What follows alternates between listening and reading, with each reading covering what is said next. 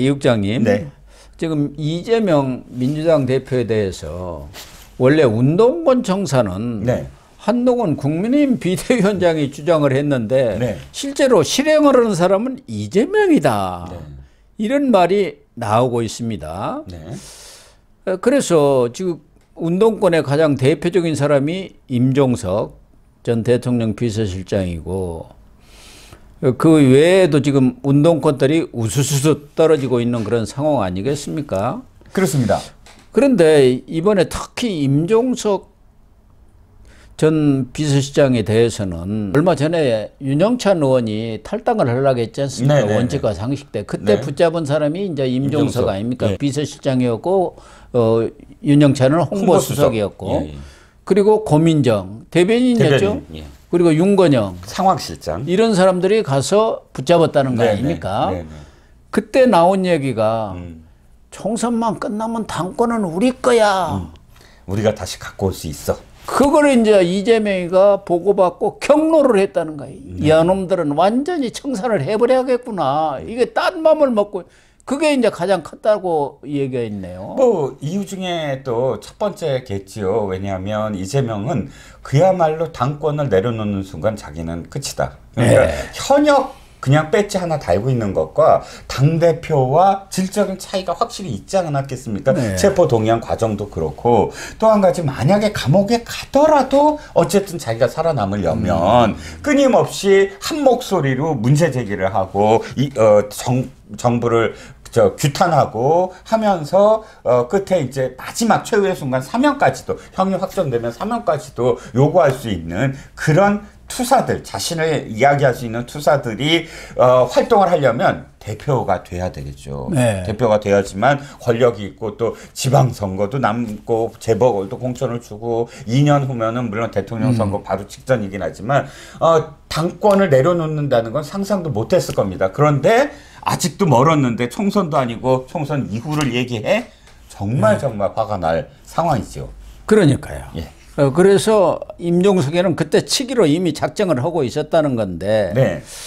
어쨌든 이번에 보면은 DJ에게도 물론이고 노무현, 문재인, 또 이해찬, 정세균계까지도 지금 싹 쳐버리는 그런 상황이에요. 민평년도요. 예. 인재근을 뭐 그러니까 낙마시키고. 앞으로 자기한테 뭐 대표든 대권이든 정적이 될 만한 사람들은 이번에 싹 정리를 하겠다, 이런 생각을 한 것 아니겠습니까? 그렇죠. 그래서 홍영표, 전해철 당대표 나올 만한 사람들 아닙니까? 그렇죠.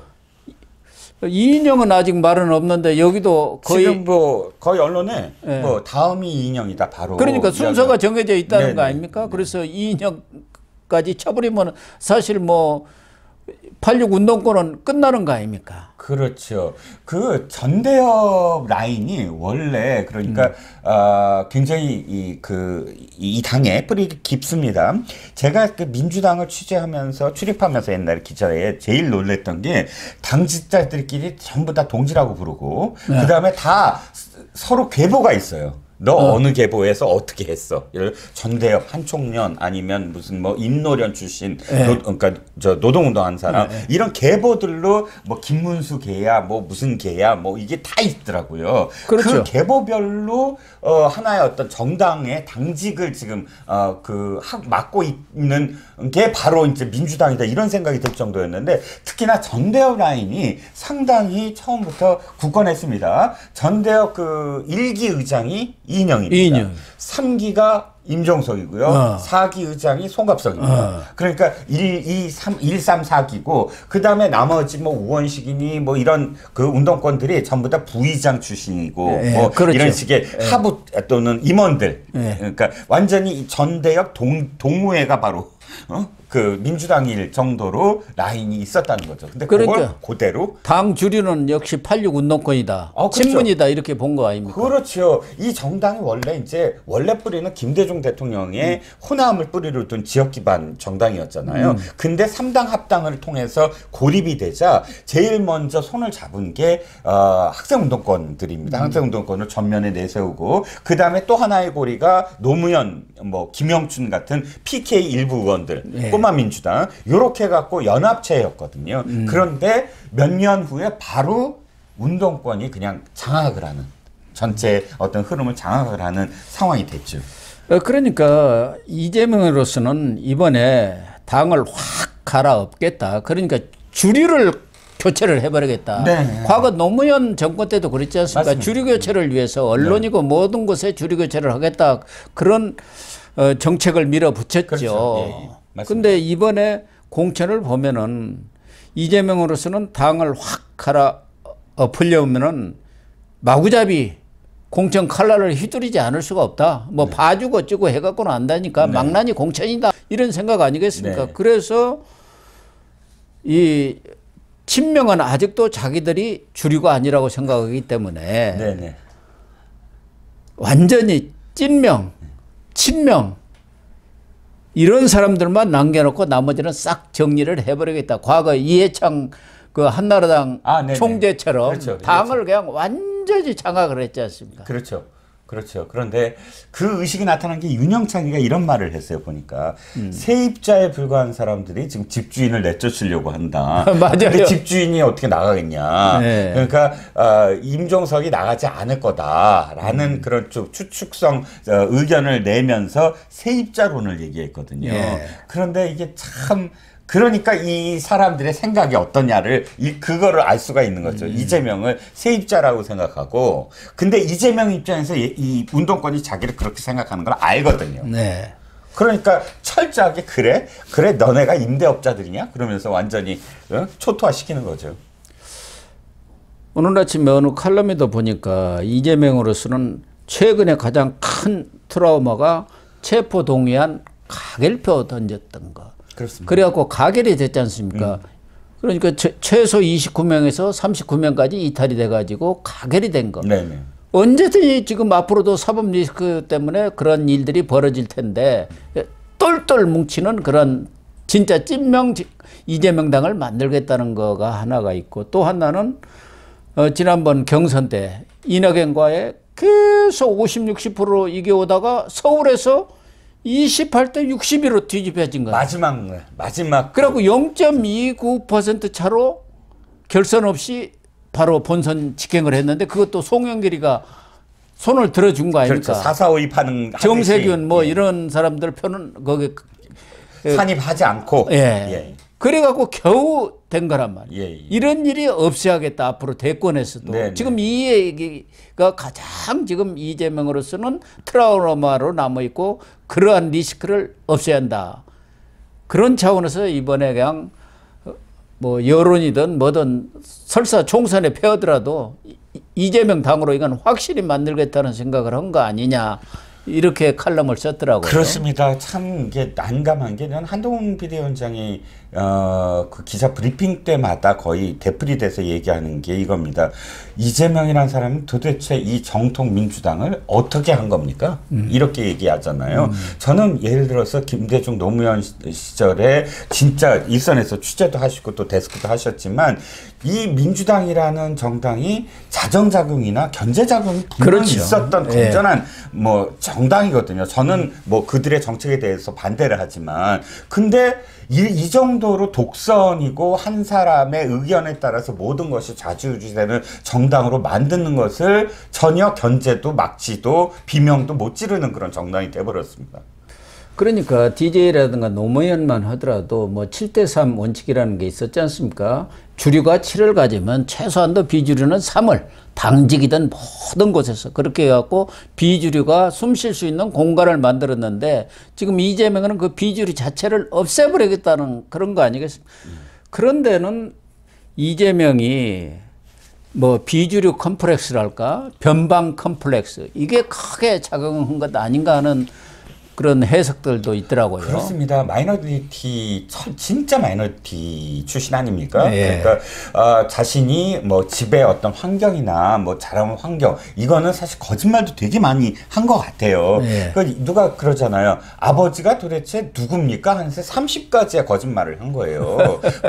저 초등학교도 안 나온 아버지라고 어디선 했다가 어디서는 뭐 전문대를 나왔다고 했다가 어디서는 뭐 그 환경미화원이라고 했다가 어디서는 또 뭐 초등학교 교사인가요? 뭐 예. 교사도 했다고 했다가 무슨 공군인가 뭐 그 얘기도 있었죠. 뭐 그 직업 군인 얘기도 하고요. 근데 이렇게 뭐 혼란스러운 그런 어린 시절은 뭐 통과하고 하더라도 그 이후에 학생 운동이나 노동 운동을 하지 않았다는 건 민주당에서는 정말 이 사람 취급을 거의 안 당하지 않을 그럴 상황이었어요. 당시. 학생운동, 노동운동 안 하고 그래도 민주당에서 행색개는 하려면 별을 몇 개 달아야 합니다. 네. 최소한도 한 개는 달아야.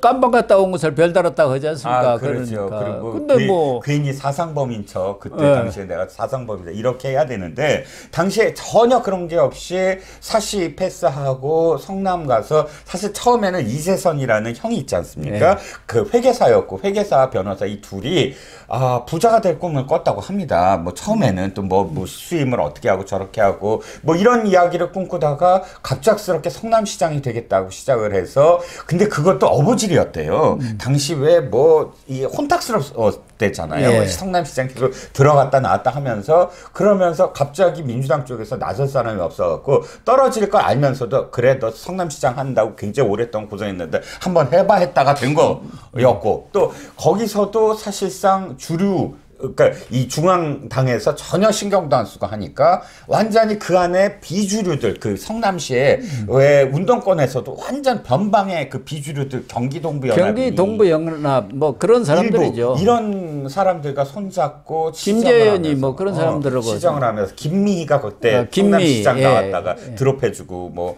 그렇게 손을 잡았었죠. 연대를 했죠. 자, 너무 길었습니다. 지금까지 그러면서 자기한테 박대를 했던 사람들에 대해서 정말로 잊지 않았다는 겁니다. 즉 정통들이라고 정동영 그 외에 대통령 만들기에 한 그런 그 시민단체 성남시의 대표였는데 거기서부터 엄청나게 서름을 많이 당했대요. 중앙당으로부터. 아니 뭔데 이렇게 나서는 거야? 뭐 하면서 당직자들한테 서름도 많이 받고 뭐 이런 과정들이 이재명에게는 트라우마로 남았을 거다 하면서 내가 권력만 쥐어봐라. 너네들 다 죽여버린다. 거의 그렇게 사실 살아왔다는 거죠. 그래서 믿지를 않는다는 거예요. 사람은. 그 성남시장 시절부터 정진상 팀 어쩌고 저쩌고를 그대로 이 당 대표까지 끌고 온 게 다른 사람들이 알면 나는 죽는다. 나를 저 뒤통수를 칠 거다. 절대 우리 팀만 그대로 이너서클로 있어야 된다. 이런 식의 생각을 가진 사람이니 지금에 와서 아이고 내가 이제 당대표가 되거나 혹은 국회의원이 됐을 때 반대한 사람들, 날 조롱한 사람들 뭐 이런 사람들을 전부 다 리스트로 다 갖고 있지 않겠습니까? 그래갖고 이번에 싹 쳐버리는 거. 싹 쳐버리는 거죠. 그러니까 지난번 제보 동의한 때 가결 한 걸로 이렇게 딱 살생부 만들어 놨을 것 아닙니까? 또 단식을 때 그때 다 문병 안 온 썼다며요. 사람들 명부 다 써놓고. 근데 개딸들이 왜 있습니까? 저 커뮤니티에서 다 봤어요. 개딸들이 수박 수박 7적, 수박 30적 해갖고 명단을 계속 업데이트하면서 포스터처럼 만들어갖고 계속 돌렸어요. 특히 이재명이가 주류 교체를 위해서 지금 86 운동권을 갈아엎고 그 대신에 한총련 세력으로 지금 교체를 하겠다는 생각들 아닙니까? 한총련도 그 성향을 보면은 오히려 전대보다는 훨씬 넘어서 이 경기 동부연합하고 비슷해요. 정부 주사파들 아닙니까? 노선이 너무나 지나치게 강경 노선이라 맹동주의라고 그 안에서도 표현을 했어요. 전대협과 한총련의 차이가 뭐냐면 전대협은 일정 정도 타협할 부분에선 타협을 하면서 갔는데 한총련은 훨씬 더 종북스럽고 첫 번째. 두 번째는 한층 더 과격 투쟁을 했습니다. 네. 뭐 동의대 사건, 건국대 사건, 뭐 경찰관 죽구했던 사건들이 전부 한총련으로 넘어오면서 90년대 벌어진 사건들이거든요. 이게 정점이 뭐냐면 정원식 국무총리가 외대에 갔을 때 밀가루 투척 사건. 이게 한 총련이 와해되는 첫 번째 단계입니다. 이게 국민들한테 그대로 아무리 너네들이 뭘 한다고 하더라도 어떻게 일국의 총리한테 너희들이 이렇게 할 수 있니? 라는 그런 그 경각심을 불러일으키면서 그때부터 이 한 총련이 굉장히 지탄을 받기 시작했거든요. 그러니까 너무나 지나치게 과격하다라는 거죠. 그래서 이재명이가 지금 주류 세력을 자기의 그런 핵심 세력인 진짜 이재명의 찐명들하고 그 외에 이제 운동권도 한총련 세대로 이렇게 바꾼다고 하는데 문제는 과거에 노무현 전 대통령도 사실은 동교동계라든가 네. 김근택에 밀려갖고 비주류로 외곽에서 아주 고생을 많이 했습니다. 그렇죠. 3% 지지율이었어요. 3%. 예. 그래가지고 대선에 처음에 경선에 나왔을 때도 저도 그때 정치부 기자 했는데 정치부 차장 뭐 이렇게 되니까 그냥 그 앞에서 넙죽 절하면서 제발 저 좀 기억해 주세요. 그렇죠. 봐주세요. 그럴 때였어요. 예, 예. 그냥. 그런데 기자들 눈만 마주치면 손잡고 나하고 얘기 좀 하자고. 예. 자기 방에 데리고 와갖고 보통 3시간, 4시간 붙잡고 자기 꿈 얘기하고 그러던 시절이죠. 그럼에도 불구하고 노무현이 대통령이 당선이 돼가지고 종교등기도 쳐내버리고 주류교체를 하려고 아주 무진애를 그렇죠. 썼는데 예, 예. 문제는 노무현만 하더라도 원칙과 명분을 중시를 했어요. 그렇습니다. 원칙과 명분이. 네네. 예. 당시에 유인태 그 수석도 있고요. 균형을 잡아줄 사람이 있었거든요. 특히나. 그러니까 명분 없는 승리보다도 명분 있는 패배를 택하겠다. 이게 이제 노무현의 정신이었는데 그렇죠. 문제는 지금 주류교체를 뭐 이재명 입장에서는 당연히 하려고 하겠죠. 그런데 지금 공천에서 나타나는 것은 그런 원칙과 명분 이런 게 없고 완전히 이 막무가내 공천이 돼버린 거 아닙니까? 그렇죠. 원칙이 있습니다. 제가 갑자기 기억이 났는데 어떤 원칙이 그래요? 있냐면요. 이재명은 차은우보다 멋있다. 이재명은 손흥민이다. 그러니까. 이렇게 넉살 좋게 비위 좋게 이야기하고 찬양할 수 있는 사람은 공천을 주는 겁니다. 안규령이처럼 아부 딸랑이들 정청래 찬양. 아니 정청래가 이번에 또 뭐 아주 손흥민이요. 역대급 뭐 말을 아부를 하나 했던데요. 정청래가 운동권이잖아요. 근데 예. 정청래는 살아남는 이유가 바로 안기령만큼의 그 이 비위와 넉살이 좋은 겁니다. 정청래 발언에서 제가 진짜 뒤집어지는 줄 알았어요. 어떻게 얘기했냐면 김대중, 노무현, 문재인, 이재명으로 깃발이 승계된 거다. 얘기하면서 차범근, 그다음에 박지성, 그다음에 손흥민, 중간에 누가 하나 있는데 어쨌든 이렇게 내려온 거나 마찬가지다 하면서 마치 이재명이 손흥민으로 표현됐는데 저는 그게 얼마나 말이 안 되냐면요. 아니 김대중, 노무현, 문재인은 내가 이해가 갑니다. 왜냐하면 권력을 획득했잖아요. 예. 이 정당을 이끌면서 권력을 가져왔습니다. 그런 사람들로서 박제되고 승계됐다고 한다면 정권이 승계되잖아요. 지금 누구야? 이재명은 대통령이 되지 못했어요. 대표잖아요. 대통령이 되지 못하고 후보였다가 대표된 사람도 같은 반열이라 한다면 많아요. 김한길 대표였잖아요. 그 다음에 손학규 그 다음에 대표였어요. 손학규는 대통령 후보도 나갔던 사람이에요. 그렇습니다. 그런 사람들은 승계가 아닌가요? 옛날에 이 말이 있습니다. 거시 봉황 불역에 때를 놓친 봉황은 닭보다 못하다. 아니 지금 대통령이 못된 사람들은 봉황이 못된 이 새는 닭보다 못해요. 그렇죠. 예. 봉황이 된 사람들은 세 사람은 봉황이 됐고요. 예. 그러니까 그렇게 비교를 하는 게 말이 안 된다는 거죠. 어쨌든 이재명이가 이번에 운동권 청산을 확실히 하는 것 같습니다. 그런데 86 운동권 청산을 했는데 그보다 더 센 좌파 운동권이 지금 97 한 총련이 97 한 총련이 등장해서 이재명 시대를 이끌어갈 것 같습니다. 경기동부연합이 장악을 하고. 예.